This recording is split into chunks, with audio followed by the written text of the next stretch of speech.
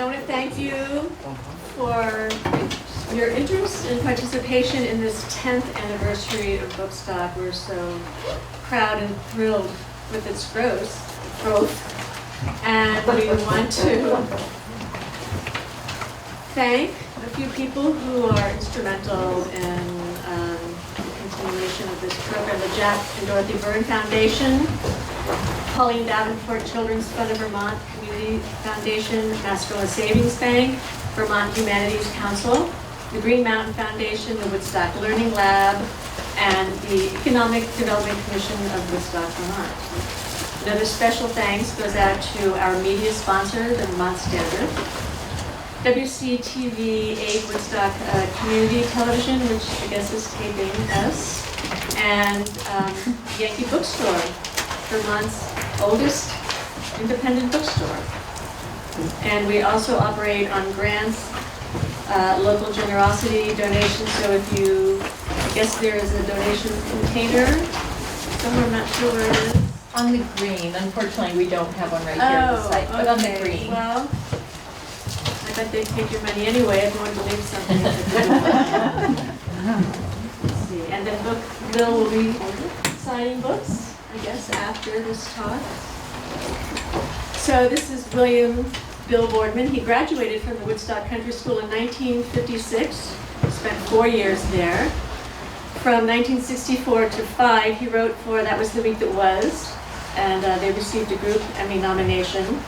He also wrote for Captain Kangaroo, and he was an ABC News researcher, another group Emmy nomination. In 1971, he returned to the Woodstock Country School as a teacher, and he remained there through 1976. He taught English, U.S. history, fiction and drama, and in 1979, he created and did most of the writing for the Panther program. I don't know if anybody remembers that. I even do. It was a nationally syndicated Vermont Public Radio program supported by the Corporation for Public Broadcasting and the National Endowment of the Arts. And the Panther players performed political satire,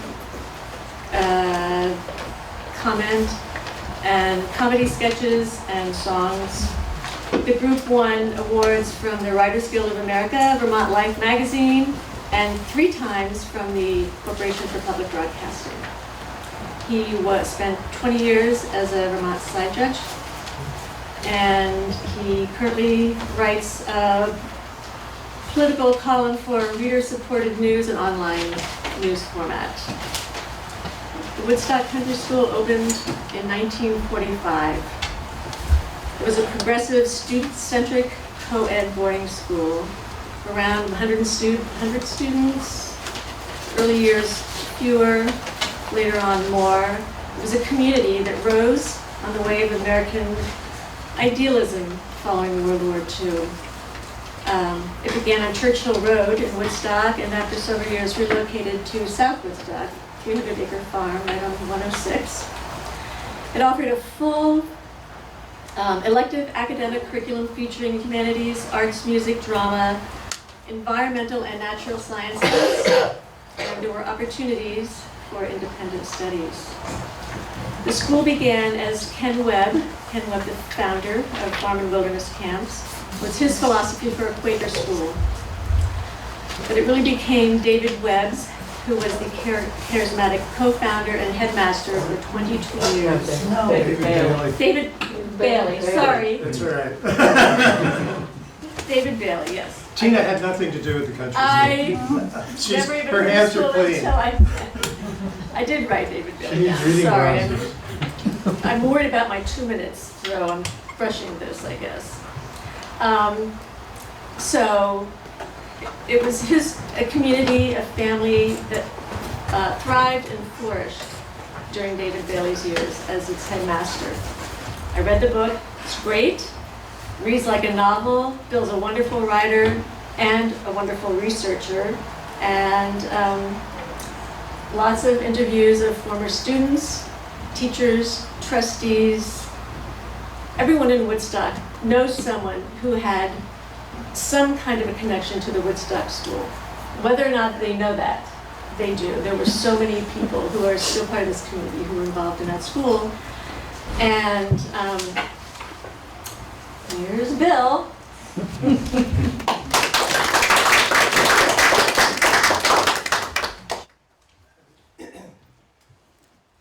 Tina reminds me, it says everybody has a connection. Oh, I got a question already. Yes. No, no question. A hand. I'm just waving. Telling her to be quiet. Oh.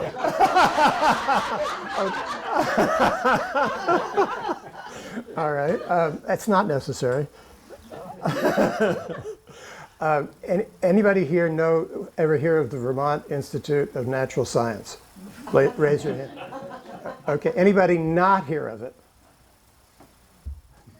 Anybody who's heard of it know that it actually began at the Woodstock Country School?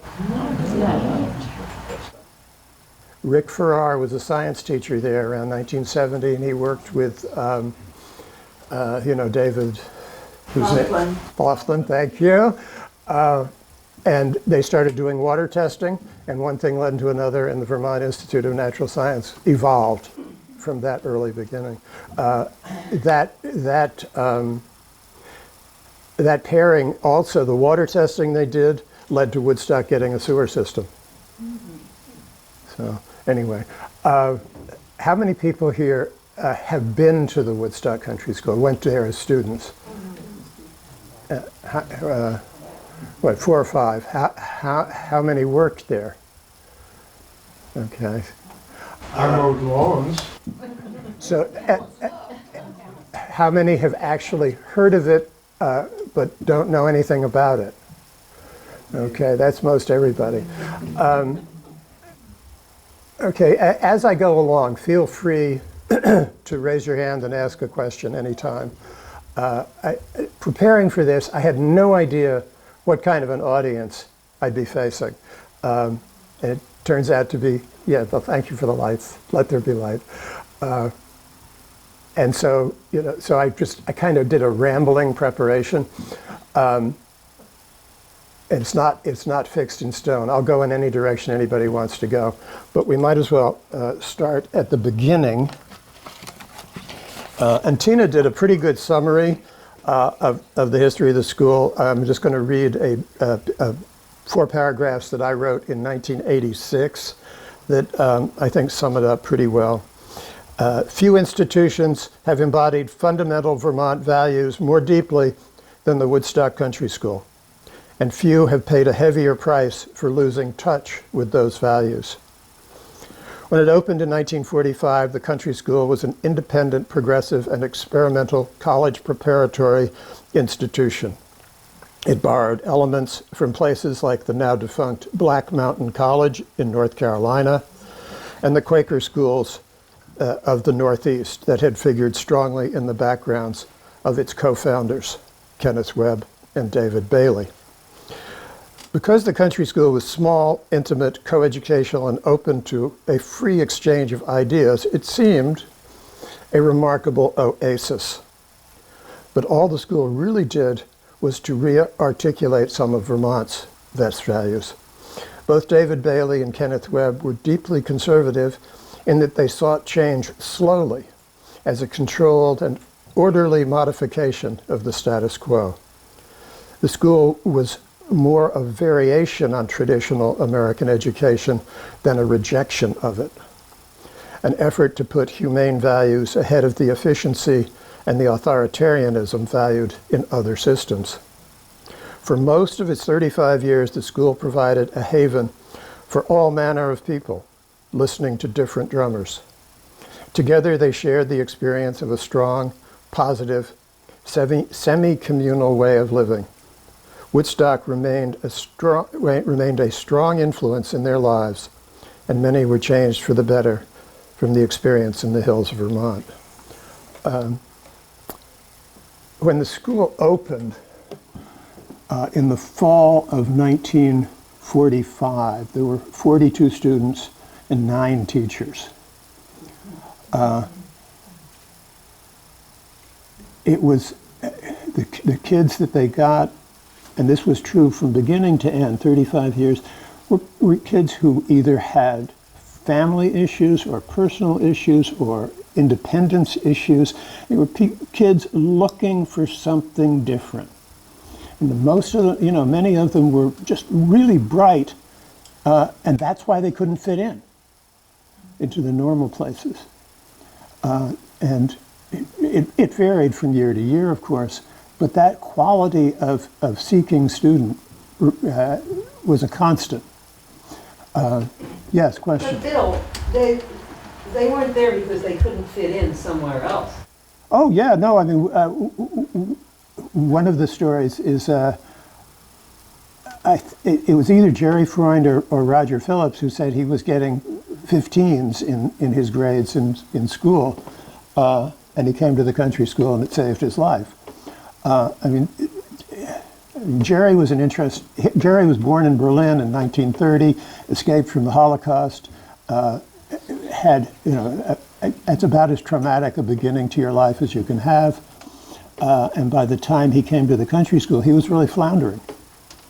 And he then became a trustee and was with the school through the end.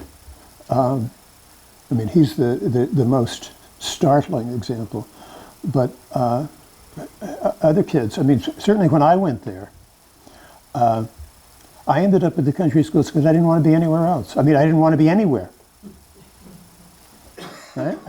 I had it with school. I had gone to a private boys' school that was vaguely English and militaristic.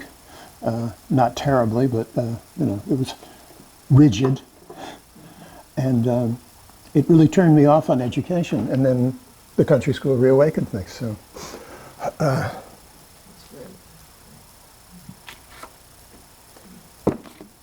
The style of education, flexibility is probably the single best word to describe the way the country school worked. It wasn't, and it was a balance of flexibility and discipline that made it work best. When it got too flexible, it got chaotic. When it got too disciplined, the students rebelled. And the best description of education at school, I think, was by David Bailey in the 1950s. David went out of his way never to produce a catalog, made a few attempts, but he hated putting things in writing. He hated, nailing it down, because somebody might walk through the door that needed something different. And one faculty member said David wanted to reinvent the school every time there was a new student. That's a hyperbole, but it's a grain of truth too. And this is what he wrote somewhere around 1955. There is no formula for education. No system will serve all times and individuals. There is no such thing as new education. We can only take what we have learned about the subject and apply it in such a way that it is suited to our time. Our education at Woodstock depends on three main ingredients. These are flexibility, atmosphere, and good teachers. We are convinced that our teaching staff is second to none, that its members are not only effective in the classroom, but are also people of warmth and understanding who are interested in the children as people rather than just as pupils. It is difficult to have a poor school with excellent teachers. But to make these teachers most effective, we believe they should be allowed to live and teach in a climate of friendliness, of freedom, and informality. The students also do their best learning and growing in an atmosphere of trust and group responsibility. Our flexibility is maintained so that we may be receptive to new ideas and able to shift our methods to suit new demands and individual needs. And that's it. Eventually they used that text for the tenure evaluation and expanded on it. But that's as close to a catalog statement as was made in the early years. He uses the word children there. I don't know if that struck you, but he always called the students children. And that was one of his stylistic qualities. He always maintained the distance between the grown-ups and the children. And he didn't call them children to be derogatory, but I don't believe, but to maintain that distance. When I was a faculty member, one of the things I frequently said in faculty meetings, we were discussing one student or another, I would listen to the conversation, and if it sounded really silly and self-indulgent to me, I would say something like, well, wait a minute, who's the grown-up here? And usually it didn't make any difference. But that was one of the things that happened to the school over the long term, is that the line between faculty and students blurred. Okay. I'm not sure where to go at this point. I can just go on through the basic history of the school, if that would be useful. Or unless anybody has a particular question of interest. Yes. I don't mean to jump to the end. I don't want you to ask you to do that, but I do. Look, I'm here to entertain you. No, I'm just curious what happened at the end. Considering I don't know anything. Okay.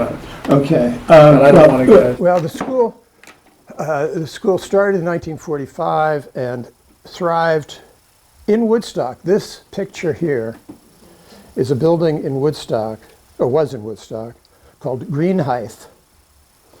And it was an old inn up at the top of Church Hill.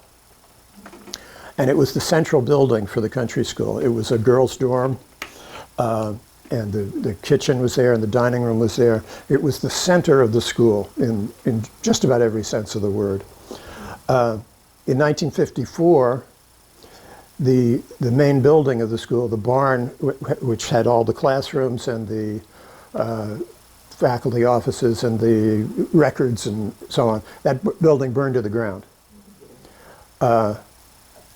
leaving the school with a quandary. Do they rebuild? Do they move? Do they do what? A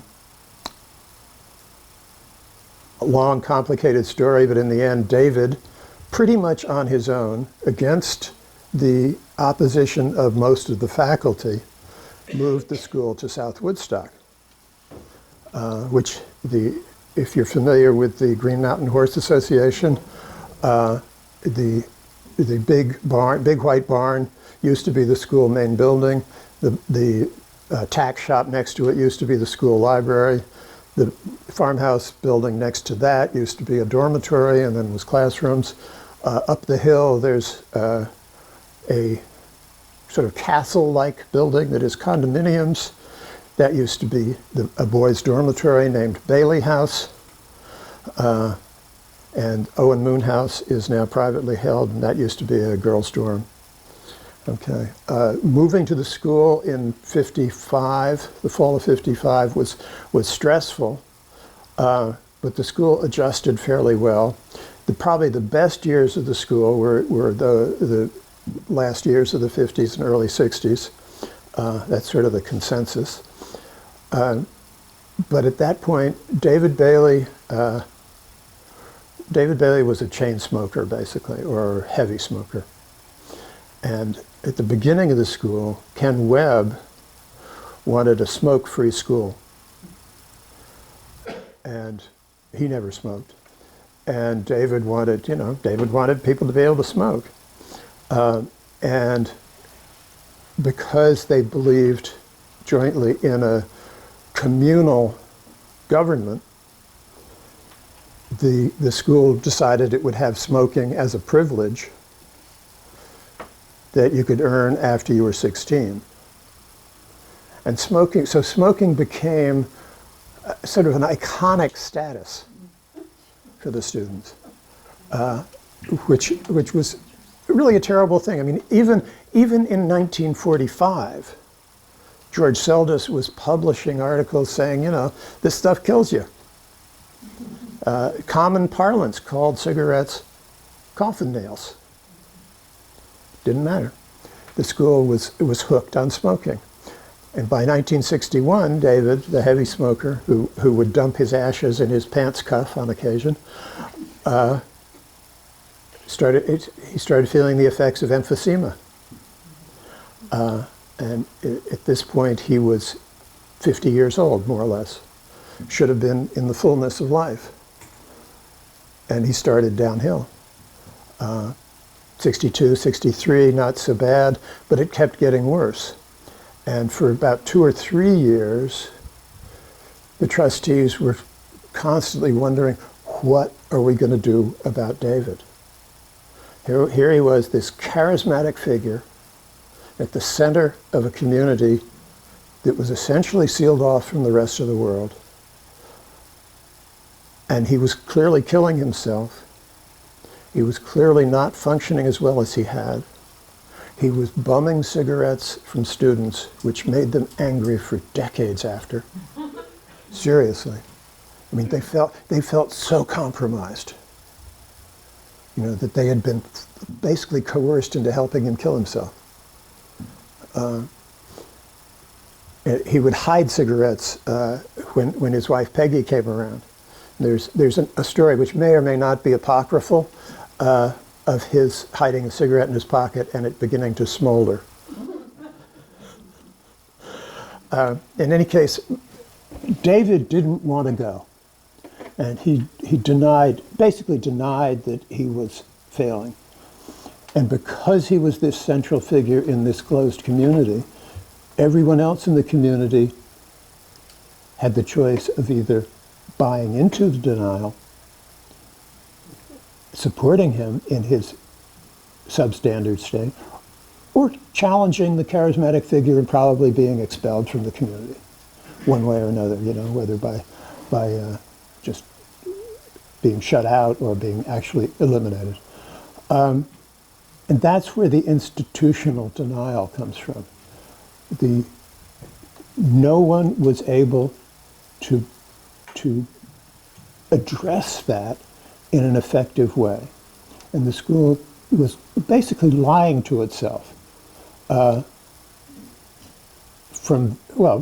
from the beginning. I mean, the first choice to have cigarettes as an iconographic honorary thing is a form of denial. And it spiraled.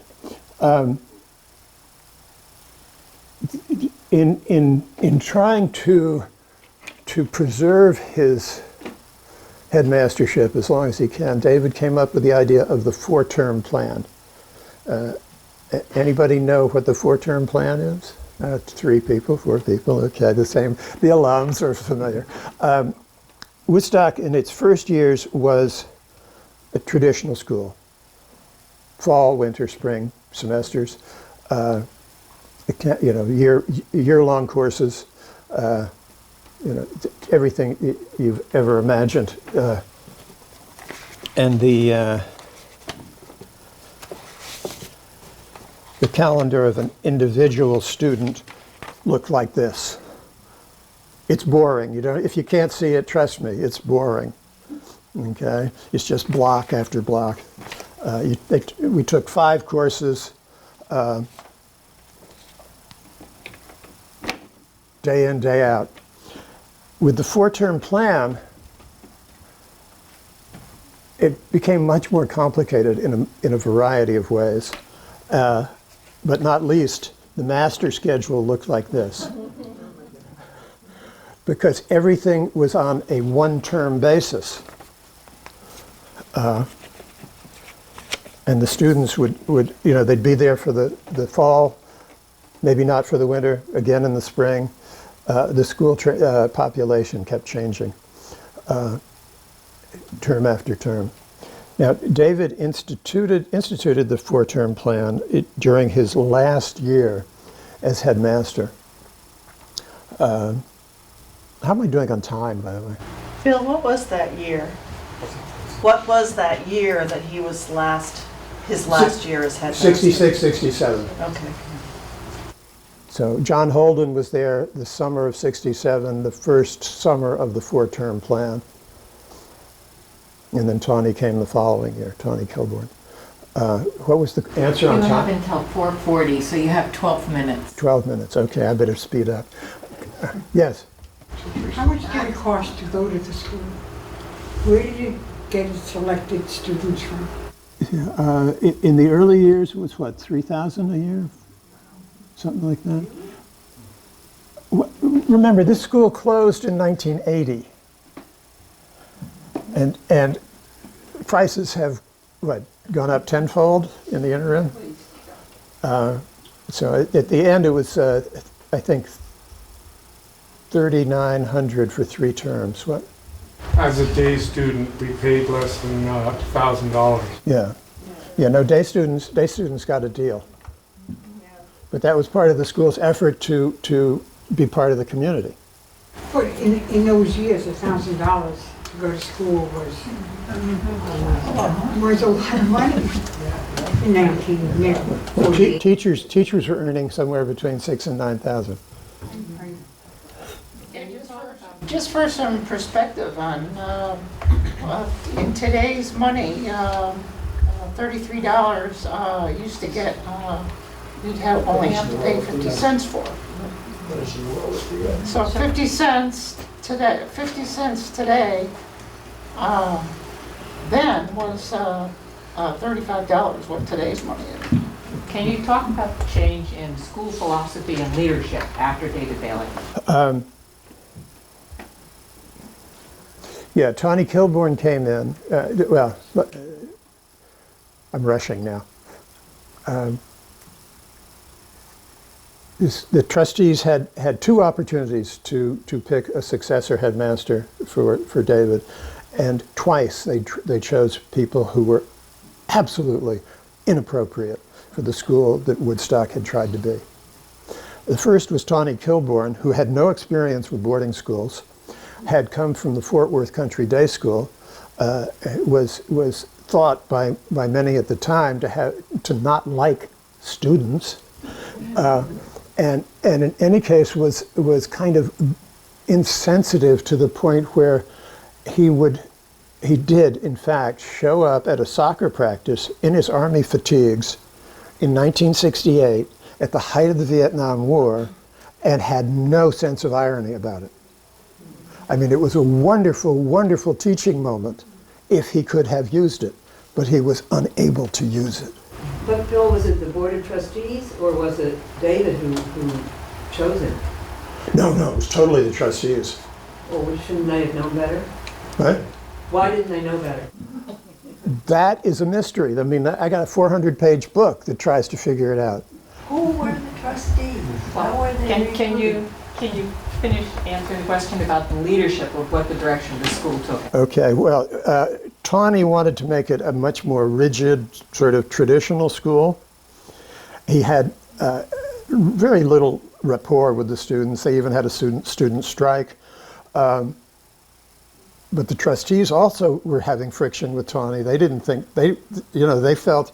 Tawny felt he was hired to do a certain job. The trustees thought, no, you weren't hired to do the job you think you were hired to do. They went at it. Tom Debevoise, who some of you probably know, was the chair of the board at that point. And in the summer of 1970, Tawny went to Washington, had a meeting with Tom, of which I have each of their accounts, and it doesn't really help much, but he came back and resigned in the middle of the summer term. And it was all the school's fault. I mean, he was very much in favor of blaming others, and he never, even when I interviewed him years later, he still never had any sense that maybe he was the wrong fit. I mean, not even personally culpable. He just didn't belong there. So after him was Phil Hansen. And Phil was actually Tawny's nominee to take his place. Phil was in his mid-20s. He a Union Theological seminary student, thoughtful guy. The kids liked him. The school basically suspended classes for a week that summer and developed a more formal communal way of running the school, with school meeting and committees and so on. And it was basically a consensus agreement They created major rules committee, minor rules committee to deal formally with infractions and so on. And it was an attempt to reestablish some order, but also very much involving the students in making the decisions. And that went well for at least a year. Okay, I'm going to skip over some parts. Phil he probably could have run the school if the trustees had had sense enough to give him the support he needed. But he didn't really understand or wasn't willing to talk about what he needed for support. He was a closeted gay man. And he also would throw tantrums. So these are difficult, that's a difficult combination of behaviors. He surrounded himself essentially with yes men, and the trustees never figured out how to manage him. And the correspondence among the trustees is really kind of breathtaking. You know, what are we going to do about Phil, and so on and so forth. Phil actually resigned a year and some before he left the school, during which time the trustees once again went on a headmaster search and found Walter Hill. Walter Hill had started as an architect. He was into structures, educational structures, had then gone to St. Paul as a dean of students there. I was told by a cousin who was at the school at the time that St. Paul was happy to get rid of him. I don't know if that's true, but he came to the school. The first time I met him in a meeting with half a dozen faculty members, he was talking about, some of my best friends are black people. And, you know, I mean, like superficial, unreal, unreachable. One of the first things he did as headmaster was paint over a student mural without anybody, you know, without consulting anybody. Another thing he did, his wife did, she rewrote the school philosophy on her own. This caused a major crisis. It was also another 10-year reevaluation of the school. And one of the elements of that reevaluation is a goals and purposes thing. And there was a brief report that I was a part of that basically said the school doesn't know what it's doing and doesn't want to face it. And Walter was on the committee that produced that report. He did not show up when it was voted on. There was then a school meeting where it was presented, and it was tantamount to a vote of no confidence. It basically said, you know, the people leading the school are not doing their job. And there was some back and forth, not a lot of objection. And the vote on that, the meeting was probably 95, 100 people at the start. And the vote on that was 74-1 to endorse the report. And the one wasn't even Walter. He didn't have the courage to vote against a vote of no confidence of himself. And that's sort of who he was. It seems to me that the problem might have started or followed from the makeup of the Board of Trustees, that I gather from what you're saying really didn't understand the school.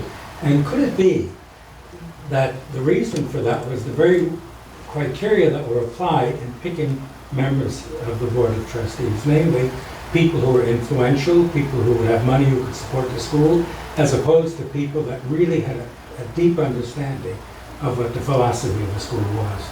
Yes, well, it was a mix, but I mean, there was a graduate, Barbara Sproul, who now teaches religion at Hunter College in New York. And she was on the board for a long time. And when Tawny was the pick, she was adamant against him and articulated all the right reasons why he wasn't a good fit. She's from the school. She was a student. She was from the school. She was from a student. But Tawny's biggest booster, just to say, was Gerald Freund, who was also from the school. I'm sorry, what? What became of Kenneth Webb in all of this? Ken he's a quiet person, not terribly, not confrontational at all. And David is this charismatic person who, was seducing the students right and left. I mean, not literally, but figuratively. And Ken just saw that he wasn't going to be able to compete with that, and so he just quietly withdrew. Took him 3 years to leave the school, but he went with his camps, and his camps are still going. But he chose not to. And when was that? Well, by 1948. Yeah. So yes. I didn't go to the country school, but I'm sorry. That's okay. But I just wanted to say I was interested in what you had to say about the 4-term system, because that vein of progressive education hasn't died in this country. It's very, very popular currently educationally. My grandchildren who are in town at the moment, one in California, one in Boston, have gone to schools where rather than kids sitting in rows for a whole semester studying 5 subjects, are now having the opportunity to do modular kinds of programs and this kind of thing. And even within the public schools in Boston, there is a movement toward having longer periods where kids can get more deeply involved in subjects, kids carrying perhaps less subjects, but being able to concentrate more on them. And so I just wanted to mention that in spite of the turmoil that I'm hearing from everybody, that in fact educationally there were very important ideas, it sounds to me, generated in the school that are still bearing fruit today, actually, and challenging the more traditional public schools for the better, I think. So just wanted to add that. I totally agree. If you didn't go to the country school, actually, you don't follow the intrigue as much as those who did. Wait a minute, there's a hand back there. Yeah, Bill, I wanted to say thank you for saying that, because my story is I went to the country school from 71 to 73. My parents moved up here from Connecticut, and they wanted to do the whole, counterculture kind of thing, sort of.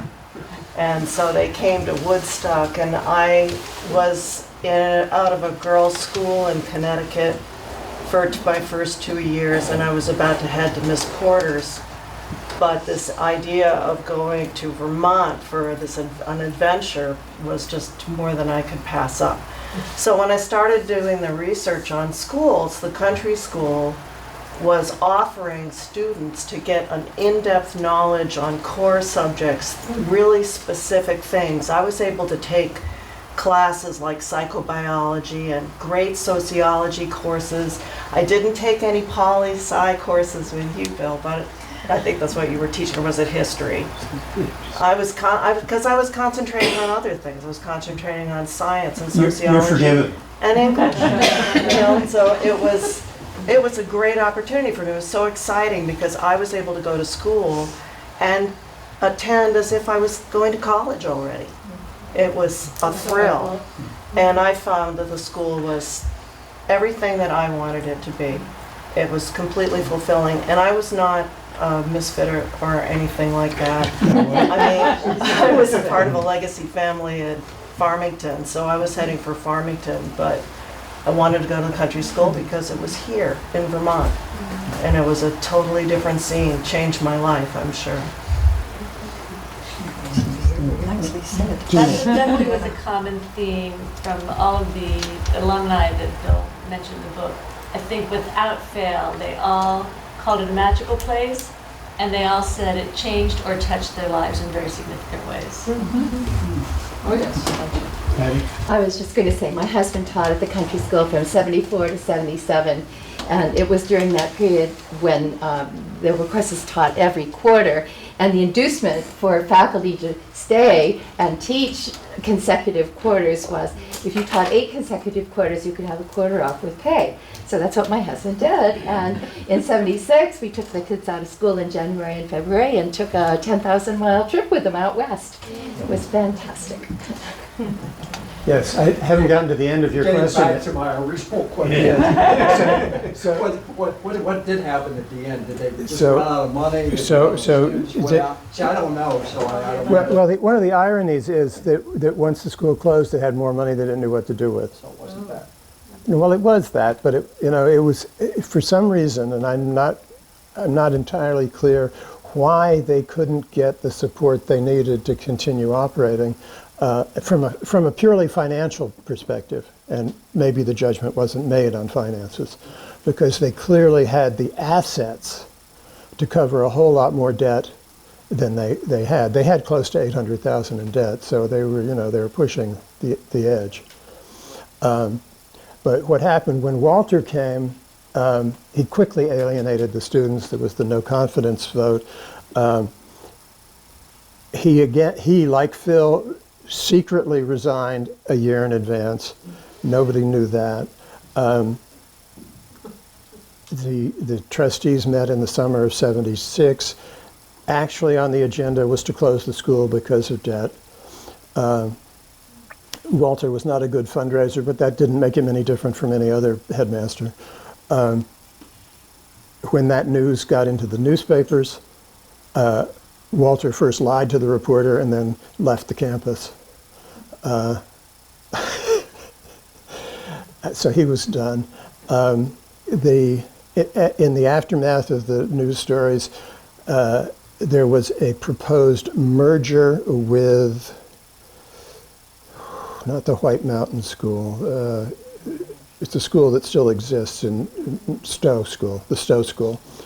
And the head of the board there was Robin Lever, and they worked out an agreement that Lever and his people worked out an agreement with the trustees of the country school to merge and to have both schools on the Woodstock campus.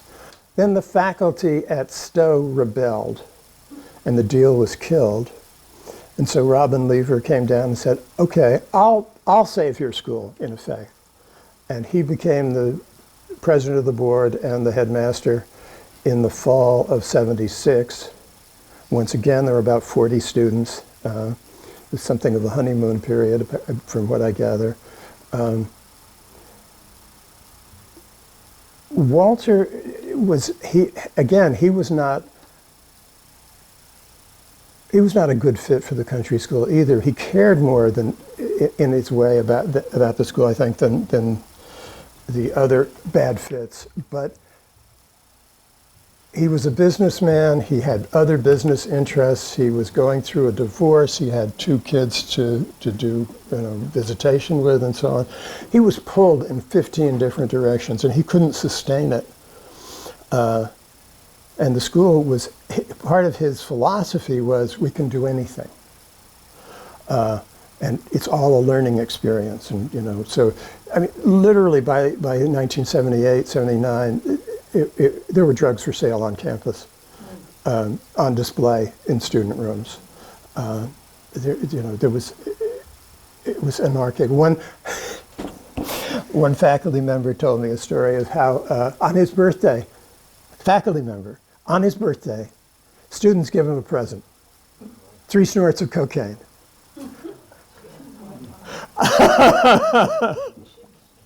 Yes. I guess I should say something. Since I came from Tabriz, Iran in 1963, I went to country school for 4 years. And the year that David retired, 1967, exactly when I graduated. In answer to your question, the vision was lost with David, with all his shortcomings, It was a man with vision. And you can't buy vision on the market by bringing in people. 4-term didn't work in Woodstock at that time, even though on paper, rationally, it seems nice and so forth, but kids were out and gone and in and out, and it just was not a good sell. It didn't work. But the place was a great place, man. No, I mean, not just because of drugs and so forth. The part of the problem was that the board made it go straight. And Woodstock Country School wasn't straight, quote unquote. Straight meaning that it was progressive, it was alternative. Yes, there were drugs, some, not a whole lot less than you think outside, a lot less than you think. Maybe in the 70s, after I was there was more. I will certainly, but the same, I went from there to Goddard College for 2 years, and you know, we all know the stories of these progressive institutions in Vermont or New Hampshire or in Massachusetts. But nevertheless, as has been said, it was a place for a lot of learning, a lot of first-hand and deep learning. Yeah, no, the drugs thing, it freaked out the trustees and a number of the older faculty. They didn't ever know how to deal with it. It was never as bad as the worst reports. It was always there. But so was drinking before that. I mean, you know, kids are kids. And when I was a teacher, it was really not a cultural thing so much as this kid is in good shape and is totally straight, this kid's stoned all the time, and everybody else is somewhere in between.